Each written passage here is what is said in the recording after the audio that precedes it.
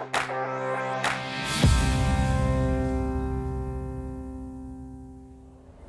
Edward, I was speaking with a hospitality company earlier and asking questions, and I wanted to get your take on it. They're a company that's got a really outdated old ERP system. Most of the work that they do is in Excel.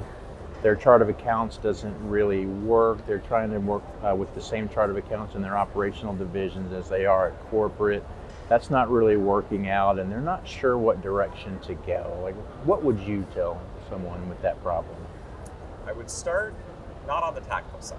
I'd probably start on the strategic side.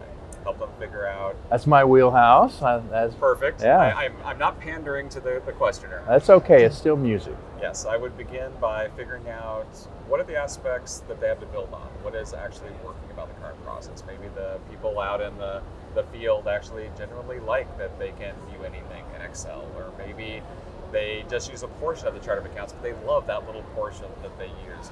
I would figure out what's working. I would figure out the objectives not only for the system, but really where the organization is changing. You know, are they going on a massive expansion? They're going to be adding a lot of new franchise locations. Are they going to be going more international? Are they going to be getting into currency fluctuation issues? Are they going to change what their branding actually looks like? I would figure out what the things are that have been holding them back. Why have they not actually done all these changes up to now? And figure out what they have to do more of, less of, or tweak to actually get there. I can speculate that once that is all done, they have an idea of where they're going. One of the very first tactical steps that they're probably going to take is figuring out how can I have a good system in place to analyze my data, report on my data, while it is all over the place. Because you have to have consistency. You have to be able to issue the numbers to all the stakeholders, all the shareholders, external, internally, while you're going through those conversions. So rather than say, well, we're going to start changing out our ERPs in the field or start changing them out at corporate, I'd probably put in place either a consolidation system across the top.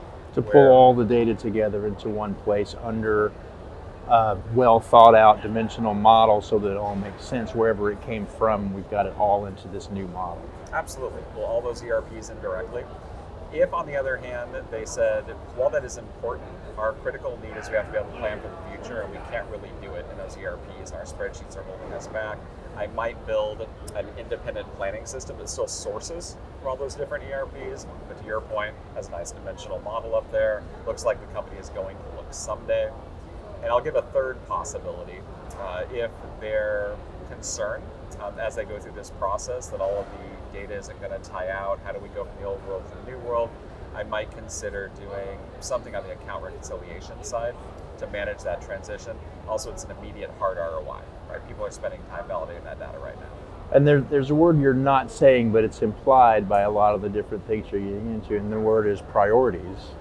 So I think it would be important to go through an exercise where they learn the competing priorities of people throughout the organization and get those aired and hashed through them and figure out which ones are truly at the entire organizational level. What are the top priorities? Because it'll drive different decisions depending on what those are.